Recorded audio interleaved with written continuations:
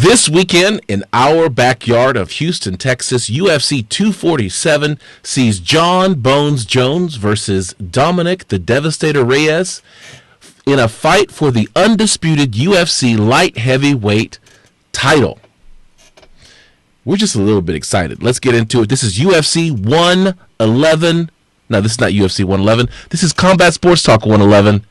Here we go.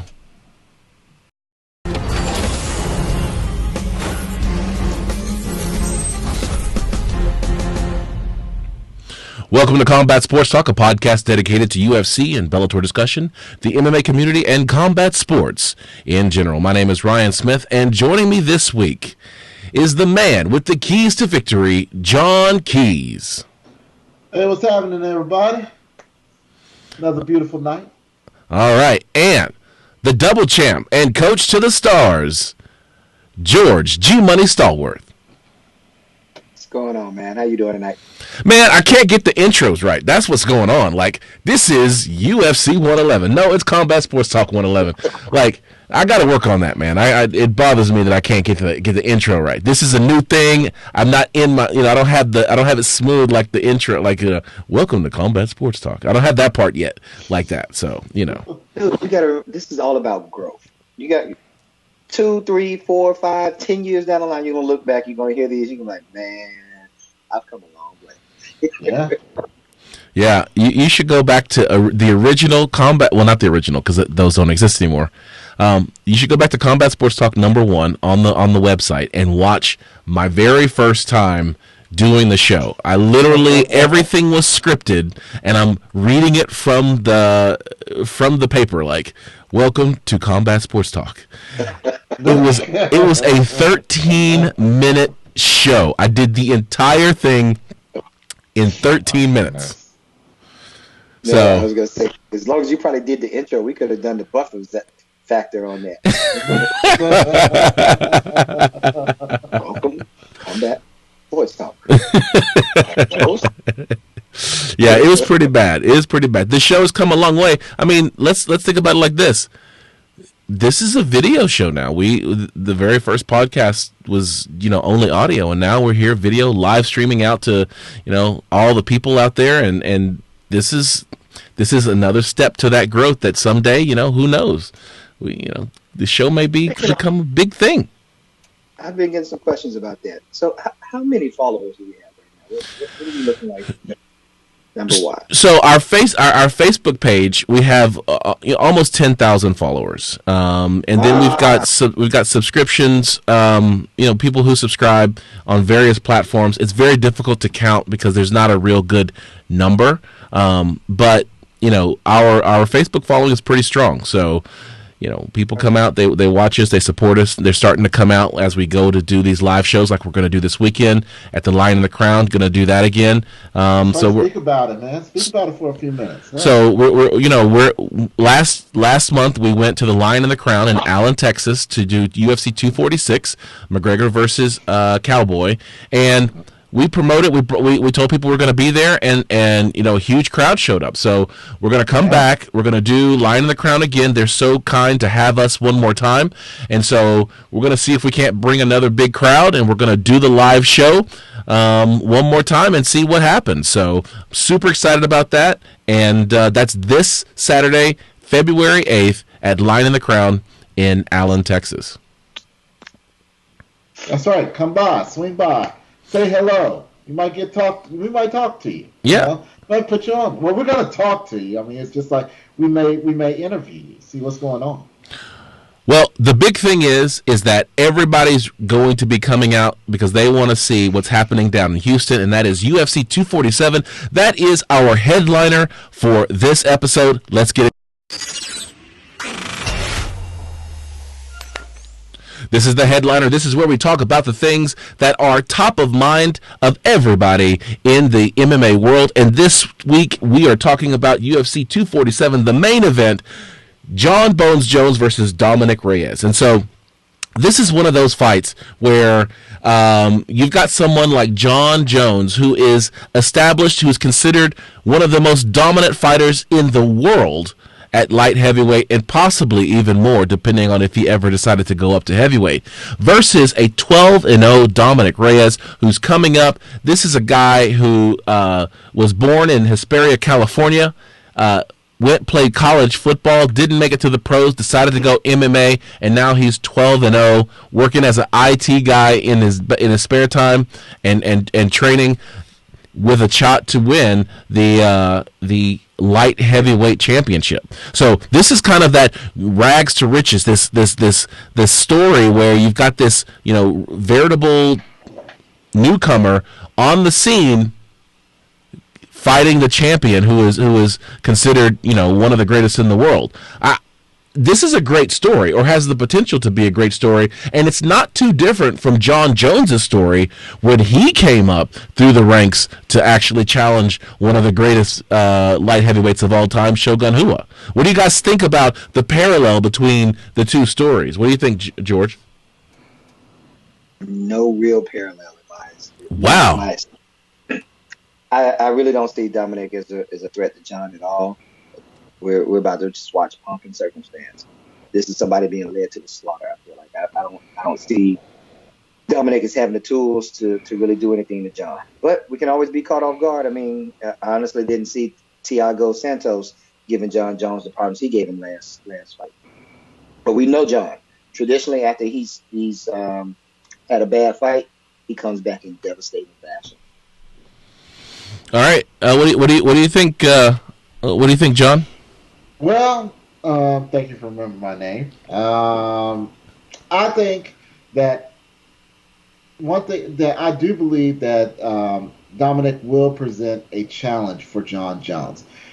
One thing that people tend to forget is that every fighter is a mystery, and slowly but surely we are solving Jon Jones's puzzle. Okay, will Dominick Reyes be the one that actually solves the puzzle? I don't know. I like to say it's going to be a long, drawn-out fight, but I hate to give it to Jon Jones because, for his personal issues, taking that away, he's a dominant fighter, probably the most feared fighter on the planet.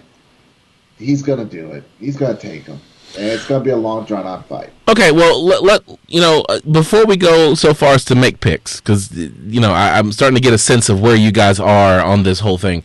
I'm just looking at the fact that when you start looking at the stories side by side, you've got a guy who was a veritable, no name as Dominick Reyes, who's walking up through the ranks, made it up to to this fight with wins over some notable people like Jared Cannonier, Chris Weidman, Volkan Ozdemir, Ovin St. Preux. Some of these are the similar fighters that Jon Jones has faced. When you start thinking about the way Jon Jones came up through, he was fighting people like Matt Hamill and Ryan Bader very early in their careers, and he was winning those fights. And eventually, he ended up getting that fight against Shogun Rua, who was he was still considered a very dangerous fighter, but at the time was still very much in his prime. He got that fight because Rashad Evans, his colleague and mentor, got hurt. It was supposed to be Rashad Evans' fight, but Rashad Evans got hurt, so Jon Jones steps into this fight as a replacement and wins the title. And the rest is history. This is something that I think that while we can discuss whether or not the skill levels are the same, which I think that we can all agree that they're not. But when it just comes from the story of being this fighter that no one knows, this fighter that has made his way up the ranks and is now fighting a challenge that is questionable whether or not he can achieve, I think the two stories are very similar. I wouldn't say too similar. You're looking at Jones.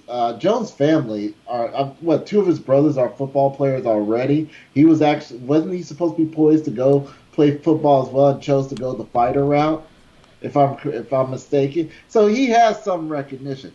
Dominick Reyes came from. If you ever look at Google Earth and actually look up Hesperia, it is a dirt town. You would think you're looking at the desert. Literally, I mean, their hometown mascot is the Scorpions. All right, he and his brother Danny were two of the best prospects to come out of Hesperia. Danny is now a wrestling coach at the high school, and and here's Dominick. He's doing his thing, and he's getting ready to fight for town. I think that Dominick has a much, much better story, starting from the beginning, than Jon Jones did. Okay, Jon Jones, he was, once you saw that he come from a famous family, it was pretty much, we know what he can bring to the table. Okay, well, so with this, I mean, and generally the community has this same type of notion that this is really kind of lambs to slaughter. So how do you promote a fight if people are considering you a lamb that's being led to slaughter, and you want people to believe that you actually have more than a puncher's chance? So Dominick Reyes has started to kind of try to talk smack, trying to justify his ability to win this fight, to differentiate himself from the competition that Jon Jones has already faced. And so he has said that Jon Jones has never fought anyone with his sports IQ. Dominick Reyes says that he's fought wrestlers, that he's fought strikers, but never athletes. And so what Dominick Reyes is basically saying is that I'm an athlete. The wrestlers you fought, the strikers you fought, don't compare to what what I bring as Dominick Reyes into the ring. And so, George, I see you smacking your lips. You're not convinced. Basically, Dominick has just said that none of the UFC roster are athletes in my estimation. He just defecated all over the UFC roster, calling them non-athletes because they didn't come from a football background, basically. You know what? Open say proof. Hold my beer. There's so many different athletes in the UFC that came from other sport backgrounds. Greg Hardy. I mean, right out the gate, we got one more famous than who was Dominick Reyes again? Where'd he come from? Hesperia, like you said. Isn't it a desert town? This guy doesn't know what he's talking about. He's jaw jacking, and he's a lamb being led to the slaughter. And his 12-0. I even want to attack his record because when I look at this now, I see Jared Cannonier. Jared Cannonier is a 185er right now. Yeah. I see Chris Weidman. Chris Weidman was a 185er. Volkan Oezdemir. Okay, decent win. And then Ovince St. Preux. Very decent win. That's a very decent win. Very decent win. But I don't remember the fight very well. But I think I had OSP pegged to win that fight. But okay, it's not like Dominick Reyes has these outstanding victories on his resume. It really isn't. You beat Chris Weidman in his debut at 205. What? I mean, wasn't that supposed to happen? Jared Cannonier. That's the one that I would be most concerned about because I see Jared at 185 and he's a beast. But I remember Jared Cannonier even fought at heavyweight and 205 if I'm not mistaken, and he didn't fare so well there. So I'm in my head, I'm thinking about that win. I didn't get to see it, but I think you saw it for a minute. Yeah, I saw it. And so Jared Cannonier is clearly a 185er who is fighting up to 205. And so whenever that happens, you give up certain things, like you give up weight and you give up height. And so you could see that Dominick Reyes at 205 was a much bigger man than Jared Cannonier. But throughout the first round, Jared Cannonier is getting the better of the exchanges, and he is winning that fight until Dominick Reyes, as he's moving back, throws an uppercut, catches Jared Cannonier, and it rocks him. And basically Reyes is able to finish that fight. So that's a great win for a fighter that's making his way up the ladder. It's not a great win when you're facing Jon Jones. Because what you're giving up against Jon Jones is you're basically fighting a guy at 205 that has heavyweight stats. So even though they're both 6'4", Jon Jones has a 7-inch reach advantage over him. Think about that. That is insane, and that's what Jon Jones. That's what makes Jon Jones such a challenging puzzle for people to solve. To use your words, John, is the fact that you've got a guy who's lanky. I mean, he's just lanky, but he has a lot of power and a lot of reach, and he can do a lot of things with his skills. And so Jon Jones responds to Dominick Reyes, and he says, he's fought wrestlers and he fought strikers and never athletes. Probably the dumbest thing I've heard in a while. That he says, Daniel Cormier competed in the NCAA finals and in the Olympics. Ovin St. Preux played Division I football. Ryan Bader is the current double champ of Bellator. Vitor Belfort is crazy speed and explosive. Lyoto Machida has been striking since age 5, and Glover Teixeira was on a 20-fight win streak. These are the people that Jon Jones walked through. When you start to look at, you go down into the details between what Dominick Reyes is bringing and what Jon Jones is bringing, that even when you look at the head-to-head matchups that they both faced, Jon Jones walked through these people with ease. Dominick Reyes had to fight. Not saying that Dominick can't win. It's just one of those things where it is clear when you see what Jon Jones was able to do in his time as he worked up the ladder. They were first-round finishes. These fights weren't even contests. Dominick Reyes is in battles that he's winning. And when you have this discrepancy between these two fighters, it just isn't the type of fight that you want to begin to talk a lot of smack on. And that's what Dominick Reyes is doing, and I think it's going to end up bad for him. Basically, the last thing that Jon Jones said is Dominick Reyes, one of the greatest athletes in Apple Valley history, that's taking a shot at him at the size of the place where he's coming from. Being a big fish in a small pond for so long has really gone to his head. Beating up on cans has got him convinced he's a better athlete than most of the world. If he's so awesome, he would have won the California State Wrestling Championships. He would have went Division I. He would have made at least a practice squad for the NFL. This man is delusional, and I think that that's a fair statement. If you are that great of an athlete that you can put yourself next to the Ryan Baders and the Daniel Cormiers and the Vitor Belforts, then your career in other sports would have been more stellar. I think that's a fair statement. Now, see, and that's exactly how I felt when people talked about Chris Weidman.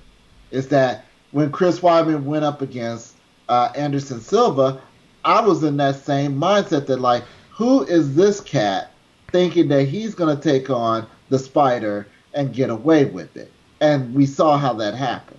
We saw the end result.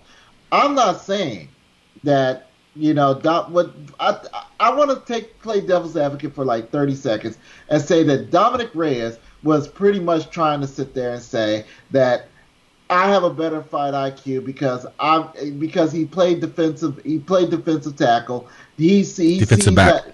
Defensive back, excuse me. Thank you. And he was saying that, he has to react very quick or that his opponent is going to be on top of him. And he says that he thinks he believes that he has the edge in that, amongst many other things that he's talked about. I think he's trying to say ultimately is that he's done more sports than possibly the average fighter, and he thinks that all those sports that he has done has made him a more well-rounded athlete to take on, and he doesn't think that Jon Jones has faced a fighter of that type of caliber yet.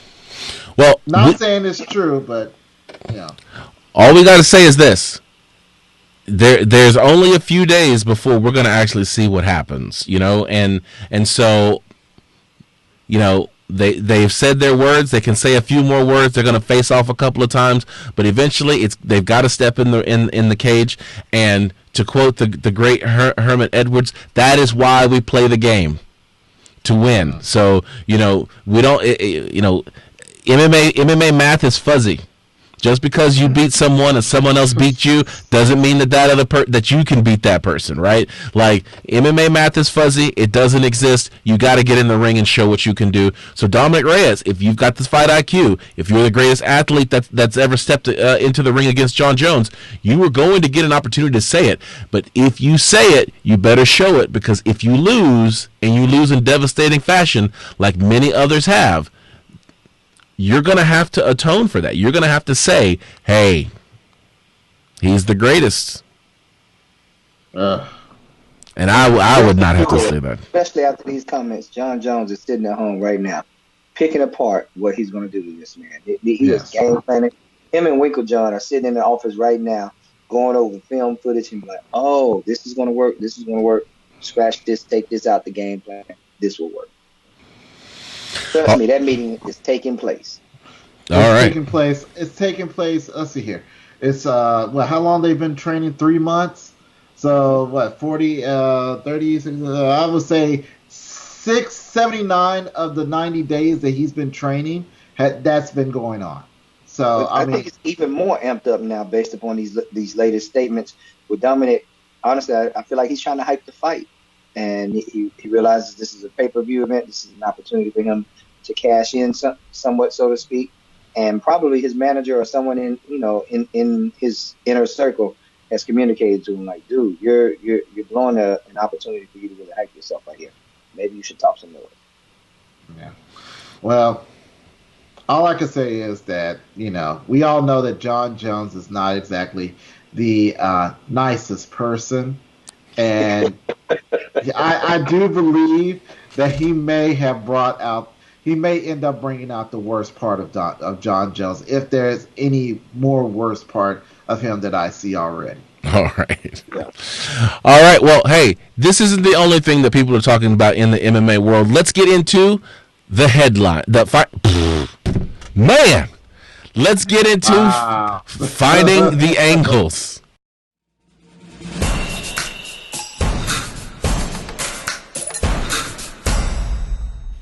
This is Finding the Angles. This is where we talk about the other headlines that people are talking about that are making waves in the MMA world. The first thing that we're going to talk about is another fighter who likes to talk smack and maybe barking up the wrong tree this time. So Joanna Jędrzejczyk, who you guys know, I'm a huge fan of Joanna Jędrzejczyk, but she's been known to talk a little bit of smack. She's crossed the line a couple of times. Back when she was fighting Rose Thug No Hair Namajunas, she really went in on Rose's history of mental illness, which I consider to be across the line. Well, Joanna Jędrzejczyk does it again. This time she shared a meme that someone made of the fight poster between her and Weili Zhang. But Joanna Jędrzejczyk is wearing basically a gas mask, kind of making fun of the coronavirus that's really plaguing the nation of China. And so Weili Zhang didn't think that was so funny. I'm trying hard not to call it the T virus. I really am. Okay, so no. All right, it's not the worst meme, because there's another meme floating out there that has JJ in a full hazmat suit. So we're going to leave that alone. All right. Poor form on JJ's part. No women, no kids, because we don't know exactly how this is affecting Zhang. Okay, we don't know who's been affected in Zhang's family. So that was pretty poor form on her part. So you get what you pay for, JJ. Yeah, I mean, for me, I think it's performance. Well, I mean, the big thing is that I am all for trash talk. You can go back to multiple episodes of me saying how much I think trash talk is part of this game, but I do think that there's a line. And when you have something that's dangerous, when you have something that's affecting people's lives, like coronavirus, you probably want to draw that line there and say, hey, I'm not gonna touch that because people are dying. That I'm not going to make fun of that because it's a worldwide, seen as a worldwide emergency, and so yeah, you stick to the person you're fighting. You can talk as much smack about them as you want. You can talk about their record. You can talk about what they've done in the cage, who they've lost to, all those kinds of things. You got to draw a line somewhere, and I feel like Joanna Jędrzejczyk crossed that line. But George, I feel like you disagree. Warming up. Yeah, I'm warming up. Let me parch my throat again. Weren't we just clowning about the coronavirus last week? Yes, we were. We were clowning. So, we're being some hypocrites right here, fellas. No. Oh, no, we're not. Well, y'all were clowning about it. I mean, let the record show y'all were clowning about it. I was talking about it could affect Weili Zhang's visa into the United States. That's what we were talking about. Okay, let George go, and I'll tell you why I did what I did. But go ahead, George. All right. Besides that, if it's going to hype up Zhang to fight even better, I want to see that. Please talk some more. Please talk some more trash. Have y'all seen videos of Weili Zhang training? Yes. Oh my God, this woman is a beast. She throws. Somebody keep continuing to talk noise to her, and whoever your translator is, get him to hype it up even more. But as far as JJ and how I feel about her doing this, you know what you get when you call the Boogie Woman to a fight. You know she's gonna trash talk. Come on, man. Come on. It's true. This is the Boogie Woman we're talking about. And honestly, okay, I get it. It's not the greatest of taste, and many people can be offended by it and that kind of thing. But we're talking about fighting. We're talking about fighters. We're not talking about politicians here. We're not talking about people who have a vested interest in I guess the upliftment of their communities and things like this. We're talking about two fighters prepping for a fight, taking shots at each other. And not even unfortunately, fighters do this type of warfare, media warfare now, where they're taking memes and posting things. Hell, Izzy Adesanya is great at it, man. Have you seen some of the things he's done, versus some of the fighters he's fought? Come on, man. We can't be getting mad at AJ for this. This is part of the fight game now. This is the evolution of the fight game. I'm going to say it like this, okay? I know what I said last week, and I have to stand by it because I said it. So with that said, I'm also a firm believer of the First Amendment in this, as we have this in this country, is that whatever we say, we have a moral responsibility for what happens next. So if JJ or Zhang show up on my doorstep or at my job and they kick me in the head, then it is what it is. Just please, Ryan, pick me up, put me in a wheelchair, wheel me down to the Baylor that's not too far away. No. You're not gonna get that from me. I'm gonna run up. like Smokey on Friday, going, "You got knocked out." I'm gonna have my camera up, going, "World Star." And the only thing I can say is that I deserve just about every bit I get, because I do. If you're gonna talk that junk, be prepared to back it up. Okay, be careful what you say and how you say it, because it will come back to you. And I saw some training videos where Weili can throw some 6 and 7s and 8-point combos for you. That's not gonna be pretty. Okay, she got punches. Yeah, she got combos in bouquets. Okay, that's not going to be pretty. All right, and it's right around the corner from Valentine's Day. I'm pretty sure she's going to light it up for you. All right. We're also talking about the Boogie Woman, and this is an opportunity for her to get her belt back, man. She is going to be coming in this hard, trying to get that belt back. Yeah. I don't know. No. Yeah, I mean, she's gonna come, but I don't know, man. Yeah, well, like I said, I'm ride or die for Joanna. She disappointed me in what she did and what she shared. She even tried to apologize, but it was kind of a backhanded apology. I just don't think that it was in good taste. But I'm a ride or die for Joanna Jędrzejczyk. We'll see what happens. I think she's gonna get destroyed, but that's my girl. If she wins, I'm going to say I called it, because I'm going to call it. If she dies, she dies. If she dies, she dies. UFC adds, deletes, and re-adds a new division in wake of the Raleigh MMA event. This new division that they added is not really a new division. It's a women's pound-for-pound list. And so I really think that's a good thing. I had been calling for it because I didn't think that it was right that you were listing women on the men's pound for pound. Like, how do you even compare, what Amanda Nunes is doing against her competition versus someone like Jon Jones or Izzy Adesanya? Like, I felt like they should have separated the two lists.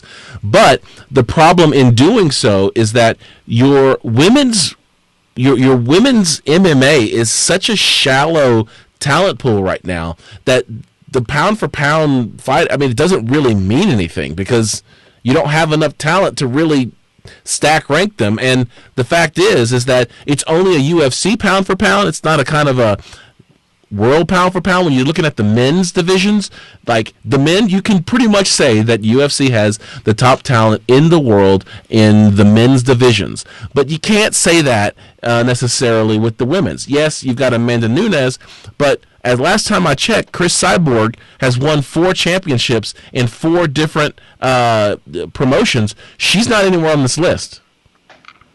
Of course not. She's the black eye of the UFC.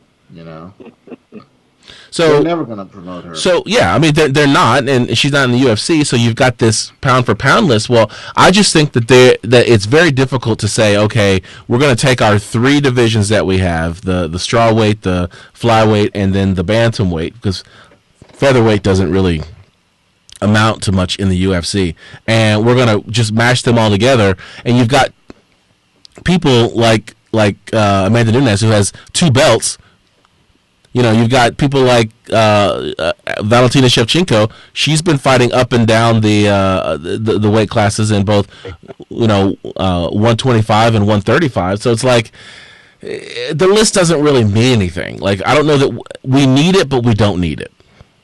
It won't mean anything until we honestly get a compiled list of all the fighters from the promotions, the top fighters in the promotions, and put it all together. Both men and women. It really doesn't mean anything. Yes, the UFC does have elite fighters. Yes, the UFC does have top talent in the world. But there are many other fighters out there that deserve to be on that list as well. There's a certain Mighty Mouse that's in ONE FC right now that is still dominating. And now he's dominating even more so because he's got more fighters that are in his weight class that is just watch his fights. Just watch his fight in ONE FC and you'll understand. But we need fighters from around the world to do it. To be included in this list, not just the UFC. So how do you do that? I feel like you eventually what you're going to need is a third party type of a management or governing body for MMA. It's so regionalized with each state having their own athletic commission that you almost need an MMA body that governs across all of the promotions. And that way now you can have these cross promotion fights, because at the end of the day, when you start looking at like people like Raymond Daniels and Michael Venom Page, how do they match up against the best in the welterweight division how do they match up against the best in the welterweight division in the UFC? You just don't know, and we never will see, because there's no incentive for the UFC to play with the other promotions. So it's a really tough situation. So when you start building these pound for pound lists, yes, the UFC, it should be heavily UFC, but it should not be solely UFC. And when you start looking at the women's fighters, it's such a shallow. You need Invicta, you need Bellator to be on that list as well, just to give it some legitimacy. Make it honest. Just be honest and just put out there who is the best fighter out there. I mean, that's all you have to do.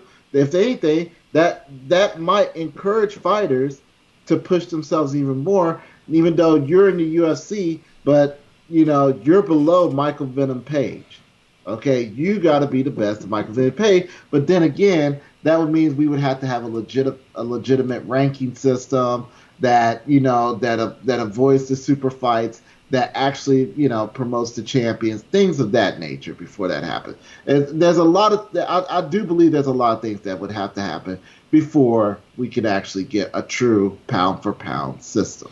Well, one of the fighters who's really looking to be to elevate himself on the pound-for-pound list is a fighter by the name of Kamaru Usman, and he was in a massive fight back in December against Colby Chaos Covington.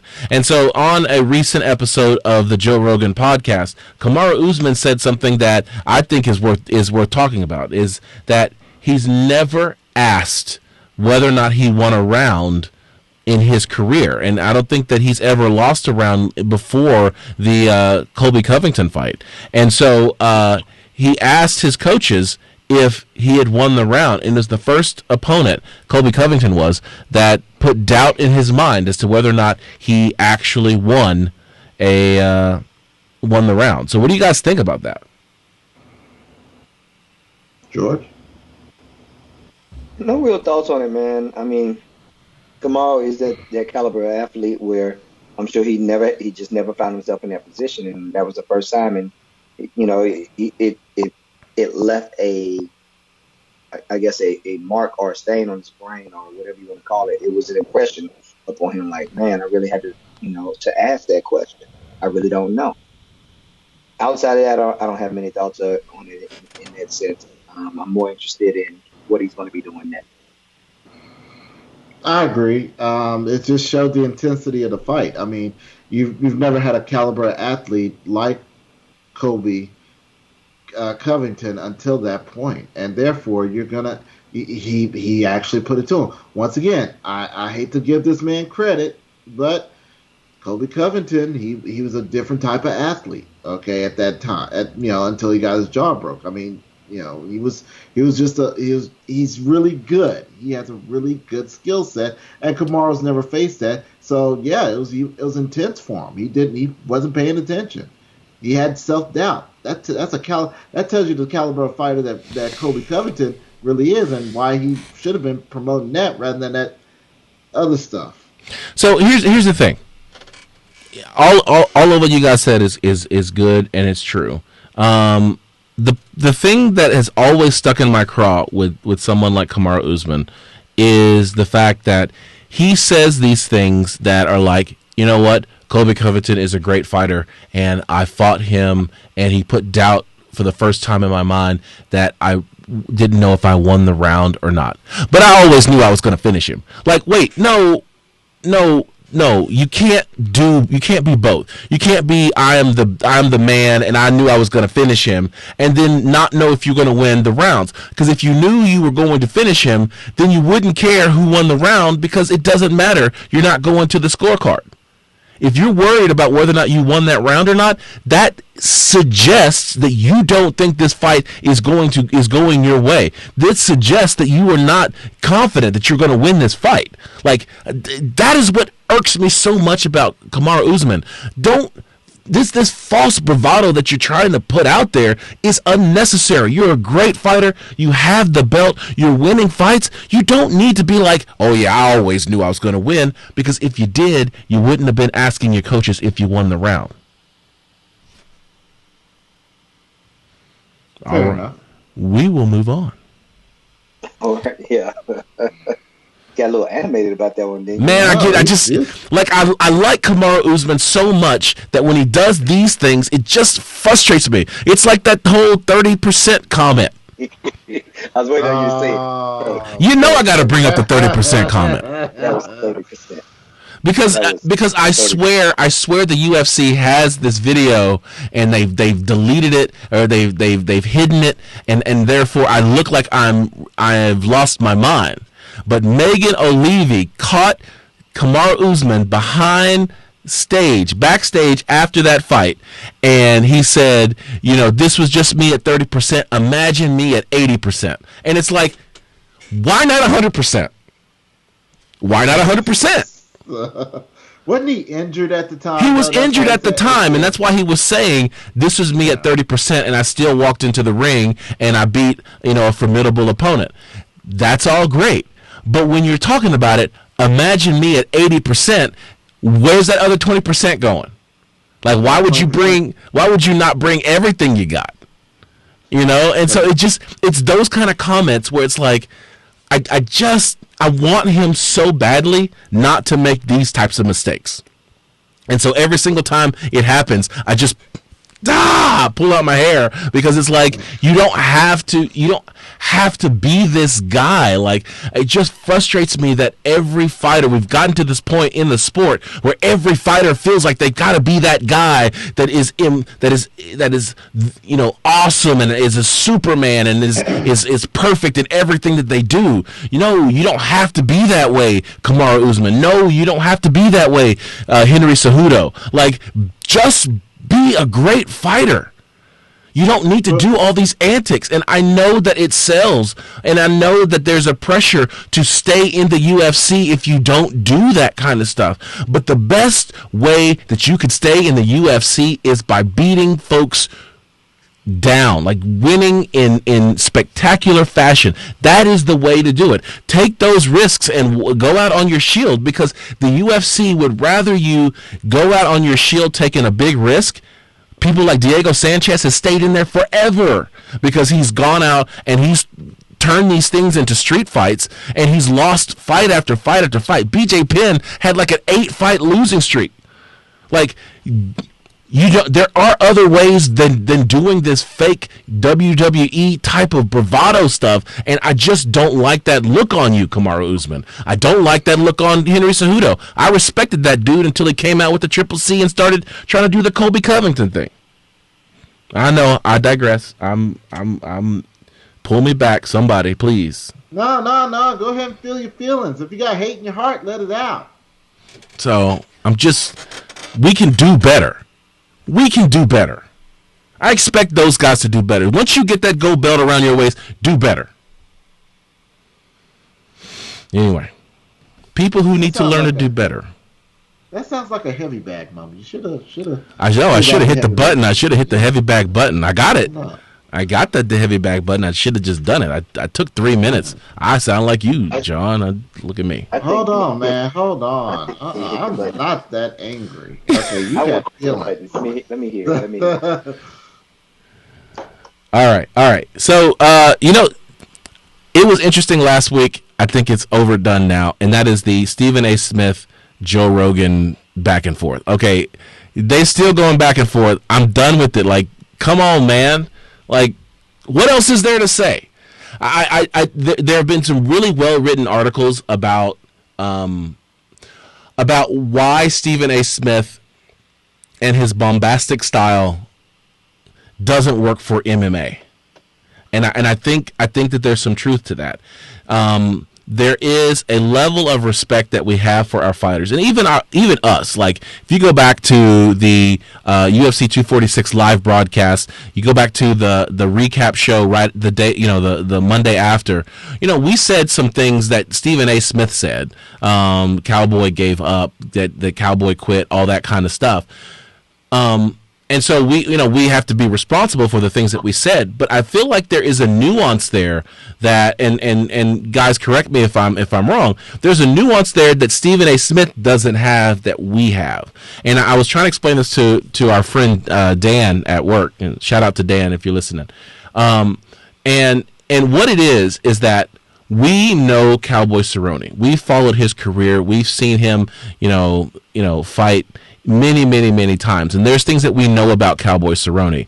One thing that we do know is that he is not a quitter. So when we say he gave up, or when we say he quit, we are not calling him a quitter. What we are saying is that this is one of those fights where he had adversity so early that he started thinking to himself, like, crap, this is not the way I wanted this fight to go. This is not the way I imagined this fight to go. I am losing this fight. And when you get that self-talk going on in your head, it's easy to get distracted.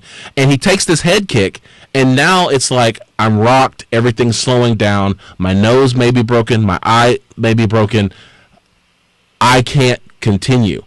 There are fighters who have still looked to grab a single leg. There are fighters who have looked to roll and try to wrestle, even though they have been seriously damaged. What Cowboy did was, Cowboy said, you got me. And he covered up. The ref stopped the fight so he didn't have to tap out. And so what we're saying is that Cowboy stopped fighting. It wasn't that he quit. It was that he stopped fighting and covered up. Do you guys understand, or am I communicating this nuance that Stephen A. Smith, who called his Cowboys performance disgusting, and all of these types of things, do you see the nuance between the two?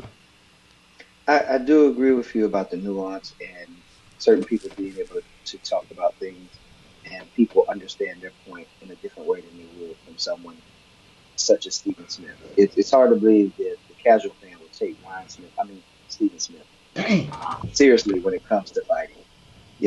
At this point, I don't even see why we're continuing to have this type of conversation about Stephen, other than the fact that the media is bringing it up, and he's a member of the media. That's the only reason I think it's been propelled into the spotlight this long. If Stephen A. Smith was not an ESPN Sports Network broadcaster, we would not be having this conversation. If someone else had said that on the same show who was not, a big name like Stephen Smith, we wouldn't be having this conversation. The casual fan would know, well, he doesn't really know fighting, so why am I paying attention to what he's saying anyway? But see, that's an assumption, though, okay? Because I do believe, and I think I've expressed this opinion before, that Stephen A. Smith represents the casual light fan, the fan that's even more casual than the casual fan. That's that fan that only knows about, that went to saw UFC because of Conor McGregor, okay? Or maybe they'll go see the next UFC because of Jon Jones. He represents that, and instead of taking this and making it, instead of Joe Rogan, I blame Joe Rogan on this one a little bit for not taking this and making it into a teachable situation. Say, hey man, this is the reason why, okay, that we say that we do this, all right, or that we believe this. He just piled on him, okay, and I'm like, that could have been done a lot better. All right, yes, Stephen A. Smith, I do not like the man, okay.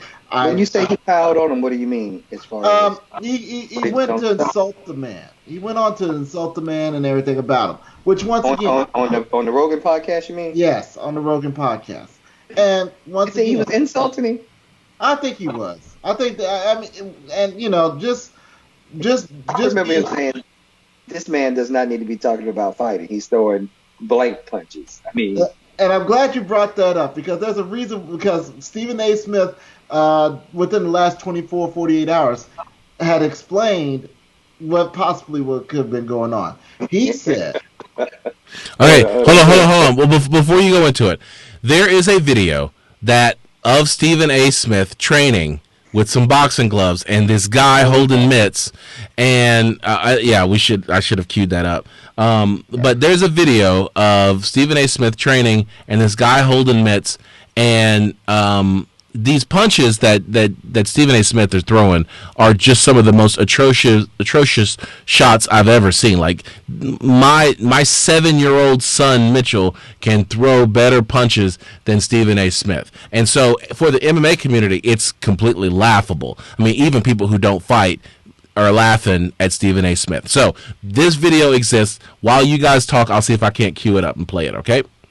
Okay. So you want to explain what the video is? Yeah, pretty much it's a video of him throwing pads. Okay, he's punching, he's doing punching drills into a pad. It's an uppercut. I believe it's a right uppercut and a left lower punch to the crotchety area, and and it's not good. It's not good by any means. Keep it PG. And it's like it's horrible. But he explained that he had a damaged rotator cuff. Do you see my skeptical hippo lips?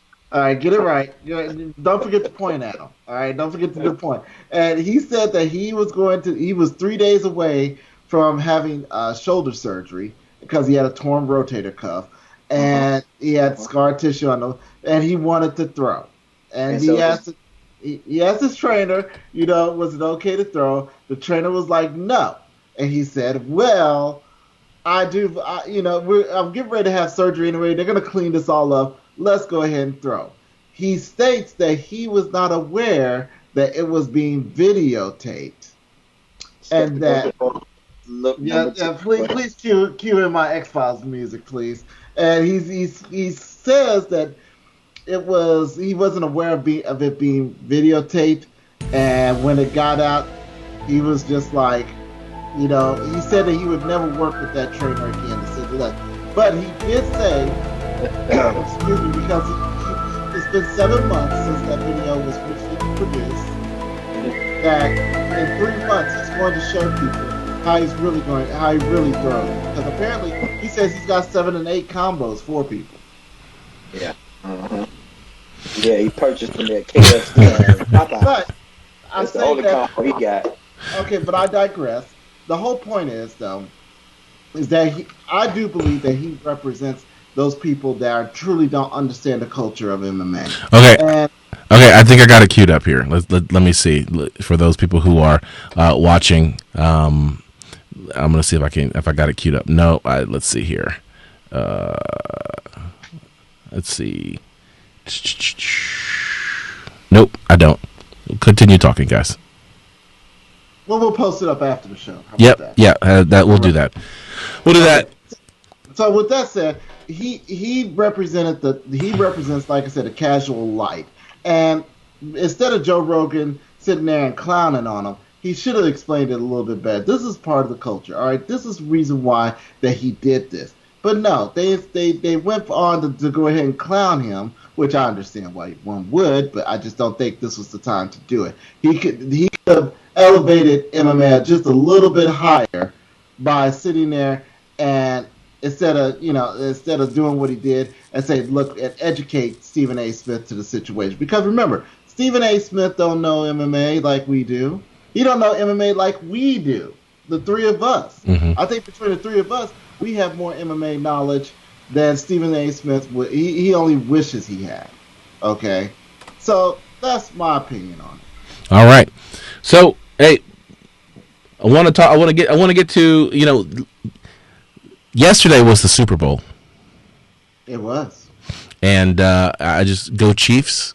It was a great game, come from behind victory, all that kind of stuff. I know this is an MMA podcast. You're thinking, Ryan, what does this have to do with anything MMA? Well, the week leading up to the Super Bowl, there was a incident that happened at Radio Row between two fighters, Kamaru Usman, who we talked about extensively tonight, and the baddest MF champion, if you want to call it that, Jorge Masvidal. They got into a yelling match, a very public yelling match with each other in Radio Row at the Super Bowl, and so it's big news here in the MMA world. And so I want to get your guys' take on it. I mean, basically, there's lots of rumors flying around, but the one that I think is probably most likely is Jim Rome was talking to Jorge Masvidal, asking him questions about whether or not what he would say to Kamaru Usman if he saw him, and basically it was, I would say this and that. It was like, okay, well, what happens if you run into him? It's like, well, then I'd probably just say it. Well, sure enough, as he's walking through Radio Road, there's Kamaru Usman. So what you gonna do? You gonna say what you said you were gonna say on the radio? That's the way Jorge Masvidal rolls. But it's interesting that this incident between two fighters who have been going at each other on Twitter in a very public arena with all these eyes at the Super Bowl, that you would have people run into each other. And this is something that John found, and I don't want to steal your thunder, John. Okay. But for me, I saw this whole thing and I'm like, oh, this is fake. This is straight up WWE stuff. So, I got on the run sheet. I call it Fugazi. It's fake. That is not real at all. Fugazi? Really? It's Fugazi. It's fake. And it was fake. So what do you guys think? This whole thing where they're yelling at each other and it's all caught on camera, this is not even how Jorge Masvidal rolls. He always puts his arms behind his back and just says a few things and then walks off, unless your name is Leon Edwards. But this is yelling at each other and pointing at each other in a public place like this. That's not how Miami-Dade County rolls. I'm just saying, this fake. I was a little disappointed because Jorge talked mad noise about what he was going to do when he saw Kamaru Usman. And 20 minutes later, they're both in the same spot. And it was nothing like what he had just said on the radio show. But Jorge Uh-huh. did try to clean it up, and he says that when he saw Kamaru had a cast on his hand, so therefore he felt like he couldn't go out and do the things he wanted to do. He said he wanted to walk up and like pimp slap him, amongst other things as well. But Jorge said when he saw the cast on his arm, he's like, "Nah, this is not the place to do this. This is not the time to do this. This man, I want him to recover. I want this fight. I'm not going to go and do something now that could possibly injure him and jeopardize my fight or his career." So Two things came away from that. Okay, one, um, seeing how Jorge Masvidal carries himself, seeing how Kamaru Usman carries himself, I do believe those two fighters were legitimate about how they felt about each other. However, with press being there, with the cameras being there, and everything like that, I don't think those two were aware of each other being around. But I'm pretty sure that their agents knew what was going on, and I think it was more like, let's get Jorge's peanut butter to Kamaru's chocolate, and just let's see what happens. Wait, hold on. How you gonna go peanut butter and chocolate? You going Reese's and then I gonna go peanut butter and jelly? But Reese's is delicious. I like the Reese's emphasis better. Yeah. Don't you remember the old commercial? The old Reese's commercial? You got your chocolate in my peanut butter, and they ate it. Yeah, yeah. Okay. So That must have been in the 70s. I wasn't around then. I'm not even gonna dignify that. Anyway, we'll just show the video, people. Don't worry. Yeah, I think the agents had a lot to do with that one before, and because you get two guys like that, and neither one is gonna back down. Okay, neither one's gonna back down unless the other one backs down first. Like he said, remember Jorge said, "Oh, you walking away now?" Okay, I'm gonna walk away, but he wasn't gonna walk away if Kamaru wasn't gonna walk away. So I think the agents have a lot to do with that one. Well, yeah. I either way, I think it's fake. Leon Edwards, he was commenting. He said it was fake. I'm in that boat. It's just one of those things where Jorge Masvidal said, "I am not going to pimp slap you, Kamaru Usman, because you have a cast on." Okay, so what we're saying is that if you didn't have a cast on, I would walk up and assault you in this very public place at the Super Bowl. Really? Really? That's I'm what pretty you? sure he would have. Yeah, No, he wouldn't have. No, he wouldn't have. He already proved that he would give somebody a 3-piece and a soda for their troubles in a public place. Okay. we know Jorge will do this. He's done it before. All right. So, and the second takeaway we got out of this, wish granted, they got to fight at International Fight Week. Well, it's not signed yet. It's not signed yet. It's all but done. Okay, Dana said this. Okay, Uncle Dana said this. So, if Uncle Dana said this, it's going to happen. Mark my word. All right. Last thing I want to hit on before we get into the fight card. The World Lethway Championship is about to make its U.S. debut later this year. Talks ongoing with familiar names in MMA. The WLC is a leading Lethway organization in the world, and they're looking to broaden their audience over the coming year. So, Lethway, George, you want to talk about what Lethway is? So Lethway is very similar in some regards to Muay Thai in that you got 8 limbs you can use, but in Lethway you have an additional limb, the head. You can actually throw headbutts. And practitioners of Lethway, you often find them practicing headbutts on pad work and on bags as well. This is one of the most brutalizing sports I've ever seen. It has its ties to Muay Thai, but it is totally different than Muay Thai. And typically, the practitioners of Lethway are very hard and rugged men. One of the other things I noticed about Lethway is they don't actually use gloves. Very often they're using cart choke. They might be using rope or something else, and again, making it just that much more brutal. And it's a very hard sport to break into. Pretty much, there's only a few places in the world that have Lethway fights. Canada is one. Now, apparently, the U.S. And then I think the original birthplace of Lethway, I think it's pronounced Myanmar. Myanmar. Might be a few other places, but for the most part, that's what they're restricted to in terms of Lethway fights. Wow. So what I like about it, I don't know that I can handle it. I mean, guys already know what I feel like about the bare knuckle fighting. Going and adding headbutts, bare knuckle, and Muay Thai type of techniques just isn't something that I don't know that I have the stomach for. But what I do like is the traditions.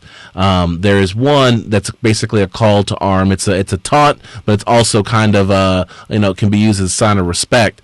And basically, what they do is they put the left arm goes underneath, and then you cup your hand, and then you smack the chicken wing elbow that in the place. You do it 3 times. That's basically saying bring it on. I like that. Like, I'm gonna start using that when I see Jon tomorrow. I'm gonna be like, I'm gonna be smacking that arm. I'm gonna be like, bring it on, Jon. You see he's already shaking his head. I'd do the same thing to KC, but he's in Denver. But yeah, I've heard of Letway from a long time ago, back when I was a teenager, and and it was always described as a more extreme version of Muay Thai, and that's pretty much what I got out of it. Now, and in the past 6 months to a year, I've actually started seeing bouts on my video feeds. It's brutal, but it teaches technical. It's a lot more technical than a lot of people think. Don't just think it's just going to be some sort of bloodbath. No, it's pretty good. And there's a fighter that you can follow, Dave LeDuc, who's considered a legend of Letway. Follow him, and you'll see some pretty devastating fights. All right, we're going to wrap this up. A few things. Kenny Florian almost killed in a car accident, saved by his driver, whose name was Paul Walker. Fast and the Furious. Hit that music, dog. Okay, just hit the music. Okay. There it is. That's right. Almost killed, saved by the guardian angel Paul Walker. Craziness. And Paul Walker was in London where they were doing Fast and the Furious. The last one? Was it the last one? Whichever one. Died? Yeah. The one that passed away, the last one he did, they actually were doing filming in London. So there you go. He went back home and he's chilling there. All right.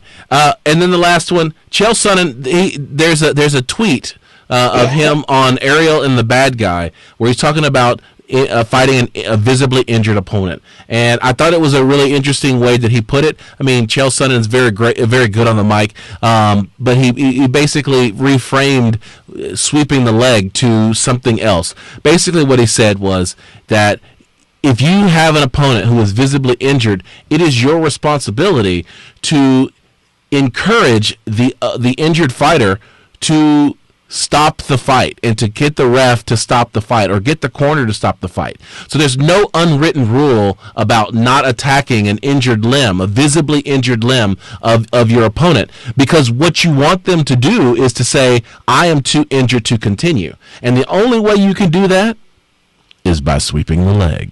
So Roxanne, I mean, I respect you for getting it done without having to sweep the leg, but you could have got it done with the finish by sweeping the leg. I think she did the right thing. Roxanne, you did the right thing. You continue to do the right thing. I said she did the right thing. I'm just saying she could have done the right thing faster. That's all. No, you want to do Cobra Kai. All right, no mercy whatsoever. It amazes me how he has no mercy in situations like this. But bring up the coronavirus, all of a sudden he grows a conscience. Oh, but yeah, 5 minutes later, sweep the leg. Yeah, bare knuckle boxing. Oh, that's too violent. Too violent, too brutal. Happy warrior, sweep the leg. You know what? I don't like either one of you guys. All right, so there's one thing left to do, and that's to talk about the fight that's coming up this weekend, UFC 247. This is the fight card.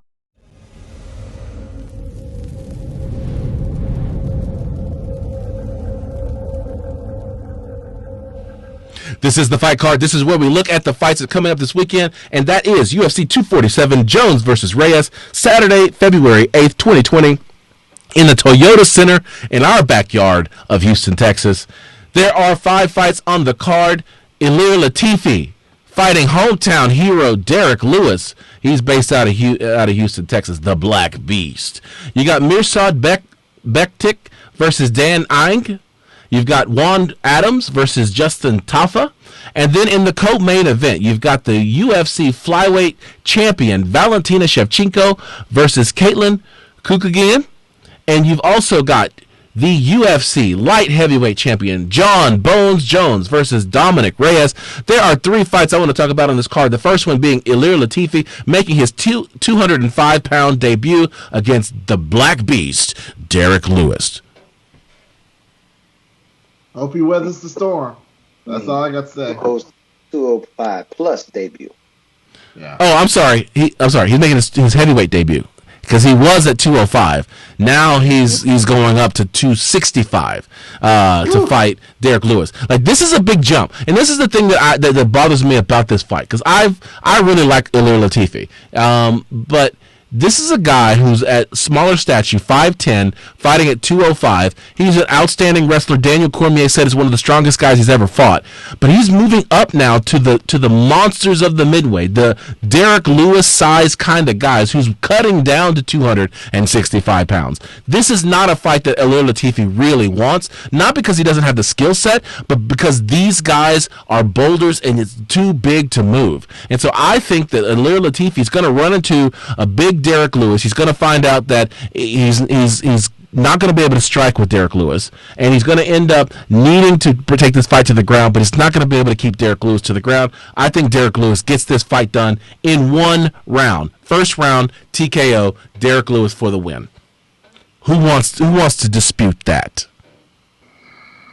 I'll take it. As much as I think that Derek Lewis will take it, Ilir Latifi better be smart and take him to the ground quick.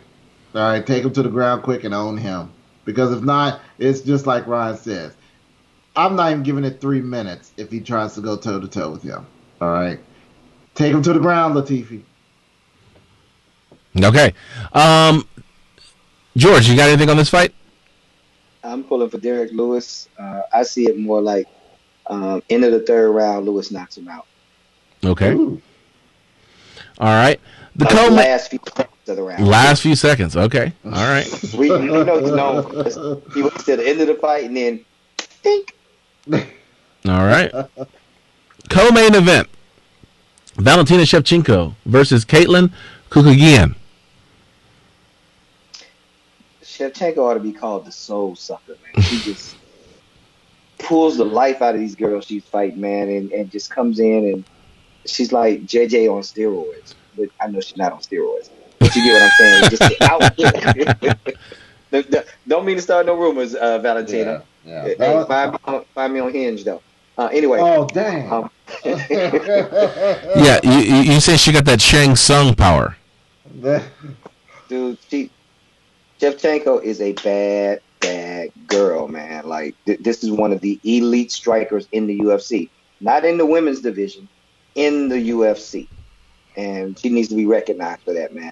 This woman is one day going to be in the UFC's Hall of Fame for some of the things she's done and going to continue to do. And she's got a sister that's also, if I'm not mistaken, fighting. I think the sister's on Bellator right now. No. So her sister fights in the UFC as well. Yeah. All right. Yeah. So, the striking runs in this girl's family, man. I don't see this going Katlyn's way at all. I think she gets walked through in 2 rounds. I agree. Isn't Valentina a redhead anyway? No, she's blonde, but she dyed her hair red for a movie. Okay, that's what it was. That's right. Yeah, I see this as gonna be. The belt's not gonna move. She's gonna take it. I see her dominating the opponent. Chookagian. Yeah, bless you. Yes, that one. I see her just dominating in total fashion. There's nothing that I've seen out of Katlyn that has impressed me enough to say this might be a threat. If she does, I'll be happily surprised. So the thing that I like to look at is when they have fights in common. So who have they fought? Who have they both fought, and what were the outcomes? And when you look at Katlyn, we do MMA math again. Oh yeah, fuzzy. It's fuzzy. But this is what I like to look at. Maybe this is why, if for those of you who are listening to my picks, remember, listen to who I pick the opposite. In my Nate Diaz voice. Oh, you're a wrestler now. But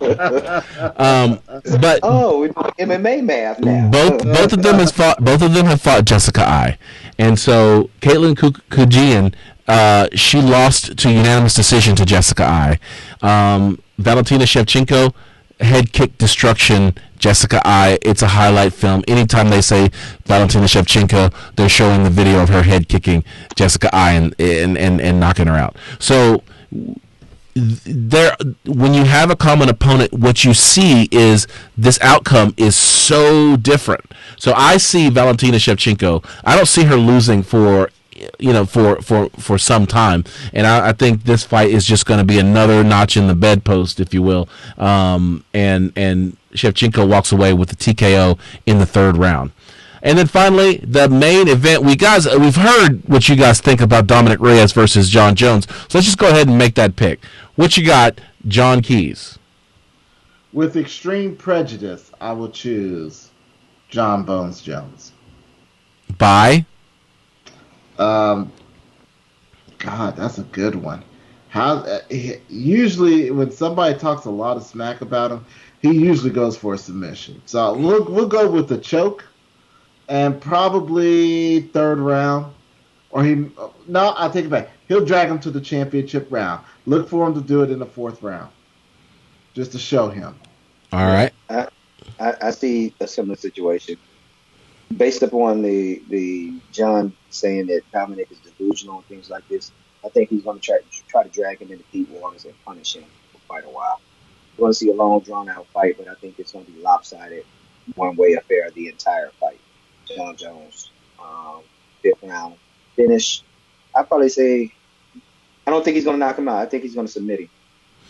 Okay, I agree with you, George. I think it's going to go the whole time. I think Jon Jones will just be playing with him, but I think that Dominick Cruz will prove resilient enough not to get finished. So I think this is going to be Jon Bones Jones by a lopsided, unanimous decision. Dominick Reyes, sir. Oh, sorry. What is up with me, man? Like, I am just all over. Dominick Reyes by... We need to get you some ginkgo biloba. Something like I'm gonna have to start drinking some caffeine or something. But let's not talk about caffeine. Dominick Reyes, I think that Reyes is gonna lose, but I think it'll be by unanimous decision. So I got Jon Jones by unanimous decision, a lopsided victory over Dominick Reyes, not Dominick Cruz. Even though, just for the record, I think Dominick Cruz would beat Dominick. I think Jon Bones Jones would beat Dominick Cruz too. I can let you know what coffee I drank on Friday if you really need it, man. Okay. All right.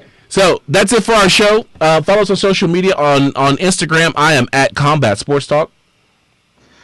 I am at Keys to Victory, and that's KEYES to Victory. I am at Geo Stalwart, and that's GEO Stalwart.